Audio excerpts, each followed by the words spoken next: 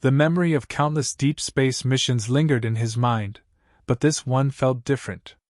The protagonist, a seasoned mission leader, couldn't shake a gnawing unease. In the quiet moments before launch, he pored over the mission files yet again, hoping a second, third, or 10th glance would uncover some hidden insight about what lay ahead. He read the file header one last time: Research Station Calypso, lost, presumed destroyed, 20 years ago. The Calypso was once a technological marvel, a beacon of humanity's ambition and curiosity stationed far beyond known star systems.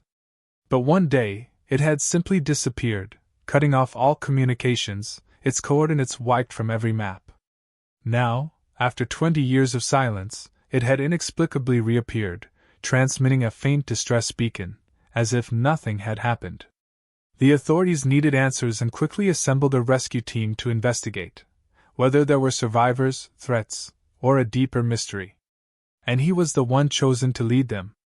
Gathered in the briefing room, the rescue team sat in uneasy silence. Each of them was an expert in their field, hand-picked for their skills and resilience, but even the greenest among them looked tense, brows furrowed as they studied their mission briefs. There was Rhea, the tech specialist with a notorious reputation for cracking any system but not much patience with people. Beside her sat a tall, brooding figure named Malik, the team's combat specialist, eyes always scanning, as if readying for any threat.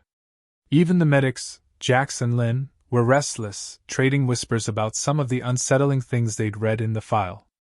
The doors hissed open, and a high-ranking official stepped in, scanning each face with a grave expression.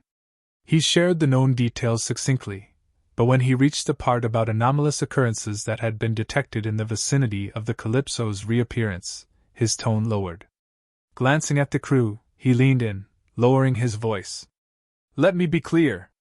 What we've discovered from remote scans isn't public. The readings indicate fluctuations, distortions in space-time near the station. Whatever caused Calypso's disappearance could still be present, and the risk of exposure is unknown." The quiet hum of machinery in the room seemed amplified as his words lingered. One of the younger team members, visibly unnerved, murmured, "But it's just an old station. The odds of finding anything are slim, right?" Her voice was steady, but her gaze flickered with doubt. The official's pause was long, deliberate. He simply replied, "Unknown risks are often the deadliest." His eyes settled on each of them, resting finally on the protagonist, who nodded, the unspoken promise clear. They would go, they would uncover whatever waited for them in the void.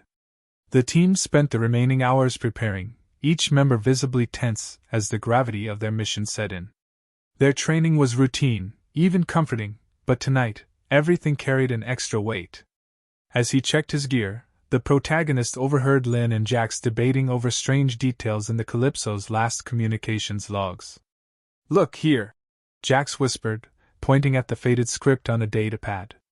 "Right before they lost contact, the crew mentioned seeing figures moving through walls and hearing voices." Lynn scoffed lightly, dismissing it as malfunctioning systems. But even she seemed to be scanning her surroundings a bit more as the hours wore on. Finally, the moment arrived. The team strapped in, the steady rhythm of their breaths filling the cramped shuttle as they launched toward the Calypso. The station soon emerged from the void like a ghost, drifting silently in a forgotten sector, its metallic hull reflecting the dim glow of distant stars. To the protagonist, it looked less like a derelict and more like a tomb, an unsettling presence that seemed to draw them in with a dark gravity of its own. As they closed in, he felt a prickling unease spread across his skin. The sensors read a faint electromagnetic field surrounding the station, a static hum barely detectable, almost like a faint whisper. "Do you hear that?" whispered Rhea, her gaze fixed out the viewport. It was barely audible, but as they approached, the hum grew louder, resolving into strange, rhythmic pulses. It sounded almost like a heartbeat. "Could be the station's core, coming back online after all these years," Malik suggested, his eyes narrowed. But no one really believed it. The silence in the shuttle was palpable, broken only by the soft, steady pulses filling their ears. As they neared docking, the protagonist took one last look at his team, silently measuring their resolve. His gaze settled on Malik, who met his eyes with a nod. Rhea was focused, but her fingers tapped nervously against her console, her jaw tight. He knew each of them well enough to read their signs of tension. Despite their confidence, he could sense an undercurrent of fear threading through the team, barely held in check. He took a deep breath, steadying himself, forcing down the dread that gnawed at him. The thought crossed his mind: we could turn back. We could pretend we saw nothing. But that was impossible. His purpose was clear: they had a mission to complete, and turning back now would haunt him far more than whatever horrors awaited them inside. As the shuttle locked onto the docking port with a resounding clang, he tightened his grip on his gear, meeting each team member's gaze one last time. Without a word, he turned to the airlock, feeling the cold press of the unknown ahead. The airlock hissed open, and the rescue team stepped into the Calypso. Their first steps echoed hollowly in the dim, stifling silence, their flashlight beams cutting through thick, still air. The station was exactly as it had been left 2 decades ago, frozen in a haunting snapshot of ordinary life. Food trays lay scattered on tables. Data pads were abandoned mid-task, flickering faintly with long-depleted power. A jacket, draped over a chair, shifted slightly as they passed, as if the person who had left it would return any second. It was as if time had been severed here, and a shiver of unease crept down each of their spines. Moving further into the station, they noticed strange details in the shadows cast on the walls. The shadows seemed to stretch, twisting into unnatural shapes, giving the impression that something was watching, lurking just out of sight. Rhea tried to pass it off as flickering lights, but her voice held a nervous edge. As they walked, the lights flickered in sync with their steps, giving each shadow a life of its own. It felt as if the station itself were breathing, with each pulse of light a shuddering exhale. They ventured deeper, and with every step, a subtle static hum grew louder. What had first seemed like typical station noise was now unmistakable, rhythmic, pulsing. Malik, eyes narrowed, muttered that it was just the life support system restarting, but even he sounded uncertain. The hum seemed to throb, filling their ears until it drowned out the sound of their own breaths. Rhea adjusted her headset, trying to tune it out, but it remained a constant, unnerving drone. They found an old recording device left on a console in the mess hall. Jax, after a moment's hesitation, pressed play. The voice of a man, tired and desperate, crackled to life. "We thought it was just hallucinations. The long shifts, isolation. But it's not in our heads." A beat of silence, then a whisper. "There's something here. Watching." The recording cut off abruptly, leaving the group in thick, oppressive silence, each of them casting wary glances at the walls and corners, as if the station's empty corridors might answer. They split into smaller groups, searching the crew quarters. In one room, Malik stumbled across the mummified remains of a crew member, slumped against the wall, mouth frozen in a silent scream, hands raised defensively in front of them. The figure's eyes, hollow and staring, seemed to follow Malik's movements. He stepped back, heart pounding, and whispered through the comms to the others. Soon, more remains were found, each twisted into poses that spoke of terror and agony, like silent echoes of whatever horror had befallen them. The unease grew sharper, coiling around the team's resolve. Lynn couldn't stop glancing over her shoulder, convinced that something was trailing them. "I feel like we're being watched," she whispered to Jax, her voice barely audible. He tried to reassure her, but he too looked over his shoulder, his hand tightening on his flashlight. In the bridge, they found an ancient log entry on one of the terminals, apparently recorded days before the station vanished. The voice, a woman's, was strained and frantic. "They say it's in our heads, but it's real. I hear it, whispering, voices. Begging, laughing, calling my name." Her voice broke into static, followed by a faint scream. Rhea's hands shook slightly as she stepped back from the console, casting wary glances at the shadows stretching down the hall. The cold, silent evidence of these final, desperate messages had begun to weigh heavily on them all. As they continued, subtle friction started to spark among the team members. Rhea snapped at Jax for lingering too long in one spot, and Malik's patience wore thin as Lynn hesitated before each darkened corridor. Each of them could feel it, a tightening in their chest, a visceral urge to get out of there. But with the station's labyrinthine layout, every hallway, every door led them deeper, entangling them in a maze that seemed to shift around them. The sense of being observed grew stronger, as if the station's walls held some hidden presence watching, waiting. The team's footsteps slowed, and the soft murmurs of doubt began to rise. The protagonist felt the weight of each of their unspoken fears pressing down on him. They could feel the silent pull of the station, drawing them in, binding them tighter with each step they took. The further they ventured, the more reality seemed to twist around them. The hum that had haunted them since entering the Calypso now pulsed erratically, like a sick heartbeat, filling their heads with an oppressive, static pressure. Each team member felt the weight of an unseen presence, an awareness that seemed to seep into their thoughts, clouding their minds with each step. Rhea stopped suddenly, her gaze fixed down a darkened corridor. She squinted, her expression shifting from confusion to horror. Did anyone else see that?" she whispered, her voice barely audible. The others turned, but there was only darkness. She swore she'd just seen a man, a crew member from the Calypso, his face half hidden in shadows, staring back at her with hollow, unblinking eyes. When she blinked, he was gone, leaving only the empty corridor and the echo of her own heartbeat thudding in her ears. Not long after, Lynn started hearing her name, faint and distorted, whispered from somewhere just out of sight. "Lynn! Lynn!" It was barely a whisper, distorted and distant, but the voice seemed to echo from every wall, moving closer with each step. She clutched her gear tightly, her breaths coming quick and shallow as the voice continued, slow and taunting. When she tried to brush it off, she noticed Malik looking at her, a flicker of worry in his eyes. But she didn't want to admit it, to herself, or to anyone else. Admitting it would mean acknowledging the terror creeping up her spine. Their connection to the main ship had become patchy, filled with static and intermittent bursts of distorted audio that made communication nearly impossible. Each time they attempted to check in, the static would break, replaced by faint voices whispering words that made no sense. And yet, it sounded like the voices of their own team, echoing back at them in garbled tones. As the sounds repeated, the line between reality and hallucination blurred further. Tension grew thick. Malik's eyes darted between the others, a look of suspicion creeping into his expression. He whispered to the protagonist, low and distrustful. They're not seeing what we're seeing." The protagonist tried to reason with him, but Malik's unease only intensified. Lynn, standing nearby, seemed to pick up on Malik's tone, and her expression darkened. The feeling of isolation was palpable, dividing the team as paranoia took root.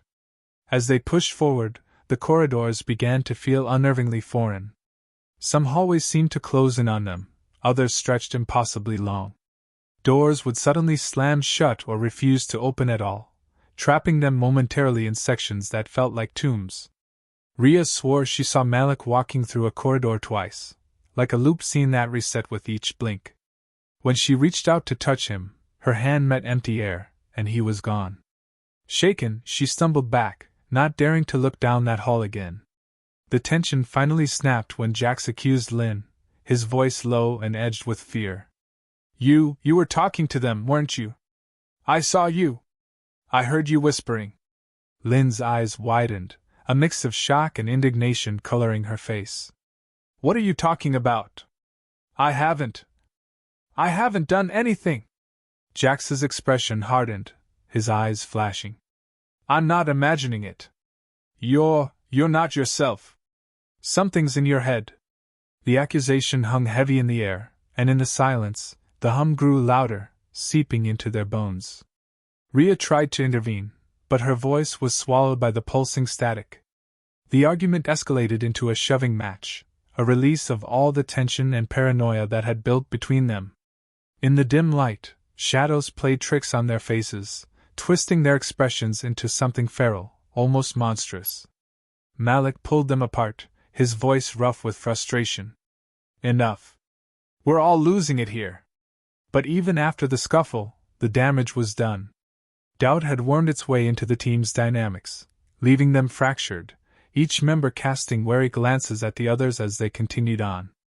The trust that had once held them together was eroding, replaced by an ever-deepening sense of dread. They agreed to regroup at the main control center, hoping the station's data logs would provide some semblance of answers. But as they made their way there, the corridors continued to shift, stretching and closing, as if guiding them down a path only the Calypso knew. At the control center, the protagonist accessed the station's mainframe, his fingers hovering over the console as the files loaded, ancient data grinding to life. Rhea and Malik huddled close, their faces tense, and Lynn glanced nervously over her shoulder, sensing shadows shifting at the edge of her vision. Finally, the classified files flashed onto the screen, one after another, revealing the last entries logged by the Calypso's research team. As they read, the purpose of the station became horrifyingly clear. The Calypso had been built for a covert experiment, a project that delved into the nature of spatial dimensions and parallel realities, a line humanity was never meant to cross. The scientists on board had worked to open gateways, testing if it was possible to reach other realms, other planes of existence. But in their eagerness, they had tapped into something incomprehensible, something lurking just beyond their grasp. They had brushed against an intelligence, an entity, as they called it, that thrived in the spaces between worlds, a being made of shadow and emptiness, eager to devour anything that entered its domain. One of the last logs was from the lead scientist, her voice trembling and broken. "We were fools. I can't even describe what it is. It's beyond human understanding, beyond anything." Her voice broke into frantic whispers, the static crackling ominously. "It consumed them. All of them. It twists them, makes them into things." Her words cut off abruptly, and the screen flickered, leaving the team in stunned silence. A grim realization dawned on the group. Every hallucination, every shifting shadow and distorted voice, they'd been under the entity's influence since they'd entered the Calypso. It had been watching them, playing with them, wrapping them in an invisible web. Each strange occurrence had been a calculated move, an attempt to lure them deeper into its grasp. The walls seemed to pulse in recognition, like the station itself was alive, waiting for them to understand they would never truly leave. A sudden scream shattered the silence. They turned to see Malik struggling, his face twisted in agony as shadows clawed at him, pulling him toward the wall, his form warping and stretching into unnatural angles.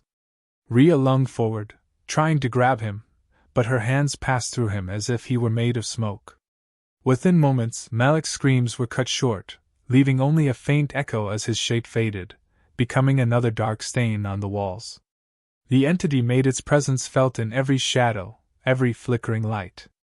Lynn's eyes darted around, her breaths coming in gasps. It's in our heads," she stammered, backing away. She tripped, falling to the ground, her face twisting in terror as the shadows closed in on her too.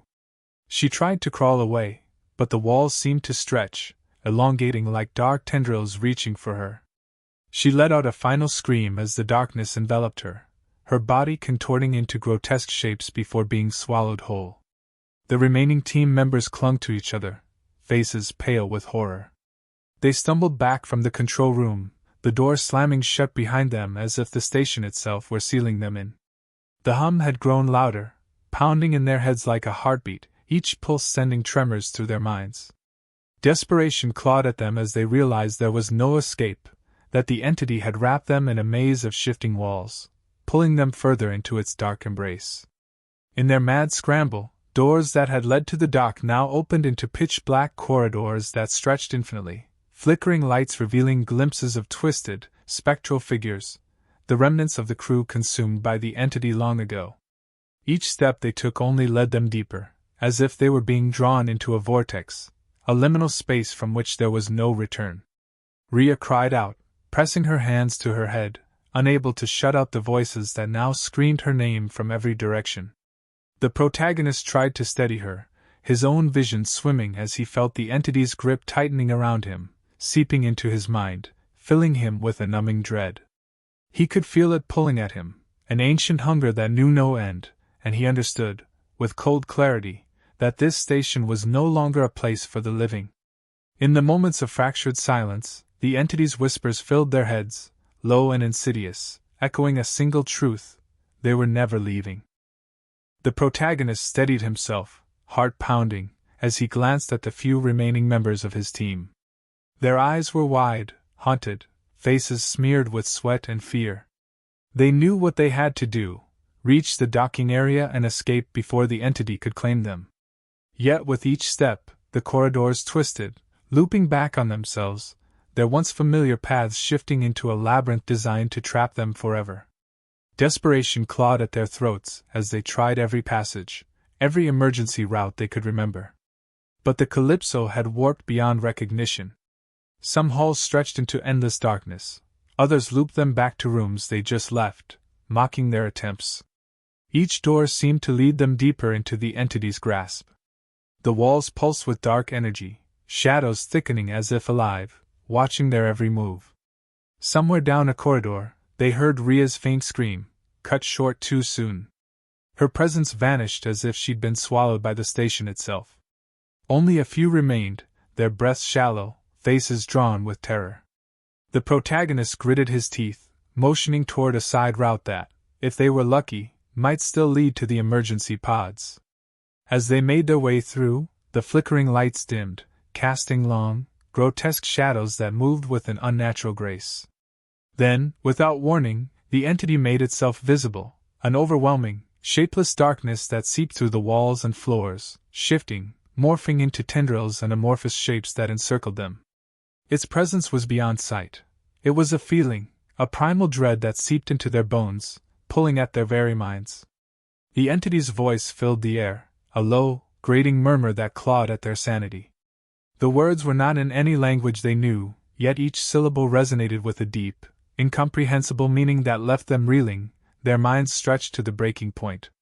They could feel it pressing in, as if it were peeling back the layers of their reality, exposing them to its vast, otherworldly hunger. Malik, pale and trembling, suddenly stepped forward, his expression filled with a terrible resolve. "You go," he said, voice rough but steady. "I'll buy you time. It's me at once." Before the protagonist could protest, Malik darted down a side corridor, shouting to draw the entity's attention. The shadows shifted, coiling after him, momentarily leaving the path to the emergency pods clear. The protagonist stumbled forward, urging Lynn to follow. They raced down the corridor, the faint sounds of Malik's voice fading as they rounded corner after corner, each turn a desperate gamble. But the entity wasn't done. The lights dimmed again, the walls pulsing as if they were alive, every sound amplified by their pounding hearts. Lynn stumbled, glancing back at him with terror in her eyes. It's still here, isn't it? Even after we escape." Her voice broke, and he felt the weight of her words settling over them. Finally, they reached the emergency pods, one door blinking with the soft, green light of an open lock. The protagonist pulled her inside, his fingers flying over the controls. The pod systems hummed to life, a mechanical voice confirming launch. They buckled in as the countdown started, the shadows already creeping up the walls, the faint whispers growing louder, harsher. The entity's presence pressed against the pod's glass, its darkness warping, shifting into faces, shapes, grotesque reminders of those who had been lost. With a jolt, the pod launched, and they were thrown back into their seats as it shot away from the Calypso. The station grew smaller in the viewport, its cold metal frame silhouetted against the endless black of space. And as they watched, it seemed to shimmer, growing dimmer, fading from sight as if it had never been there, as if the Calypso itself were slipping back into the void. The silence in the pod was thick. Lynn clutched her arms to herself, rocking slightly, eyes wide and unseeing, murmuring under her breath. The protagonist closed his eyes, feeling the cold void settling over him, the memories of Malik's last look, Ria's scream, the unearthly whispers of the entity embedding themselves into his mind. Even as the pod drifted further from the Calypso's last known coordinates, he knew, somehow, that it would return. The entity had tasted their fear, and it would wait, lurking in the darkness of space, hungry for the next team, the next voices it could twist and consume. It was a truth he couldn't shake, a lingering sense of doom that settled in his bones. The stars stretched endlessly before them, cold and indifferent, but the horror of the Calypso clung to him, a memory he knew he would carry to his final days. The darkness waited, and he knew, in some quiet corner of his mind, that the Calypso would call again, one day, to claim new souls and continue its twisted, eternal game.